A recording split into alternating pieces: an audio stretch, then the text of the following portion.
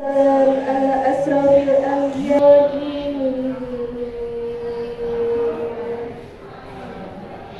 بسم الله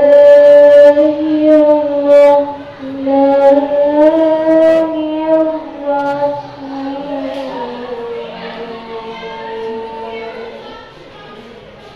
ووصينا الإنسان بوالديه حملته أمه وهنا على وهن وفصاله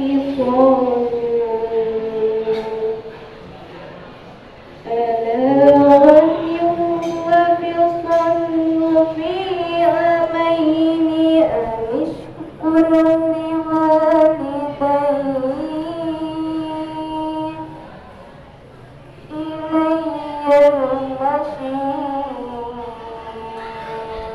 dari godaan syaitan yang terkutuk dengan menyebut nama Allah yang Maha Pengasih lagi Maha Penyayang. Dan kami perintahkan kepada manusia berbuat baik kepada kedua orang tuanya, ibu bapaknya, ibunya yang telah mengandungnya dalam keadaan lemah yang bertambah-tambah dan menyapihnya dalam 2 tahun.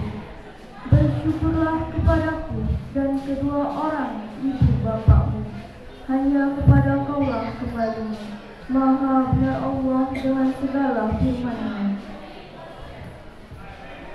Surat Al-Luqman ayat 14. Ini merupakan wasiat dan perintah Allah kepada manusia untuk berbakti kepada orang tuanya. Seorang anak wajib patuh dan berbakti kepada orang tuanya, terutama kepada ibunya, karena ibunya adalah surga untuk anaknya, yang terletak pada telapak kaki seorang ibu.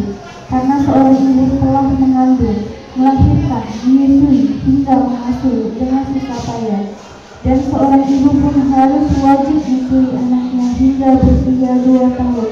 Adapun sebutannya, berbaktilah kepada orang tua, yaitu birrul walidain, yang memiliki arti kewajiban utama setelah tauhid dan sebaliknya.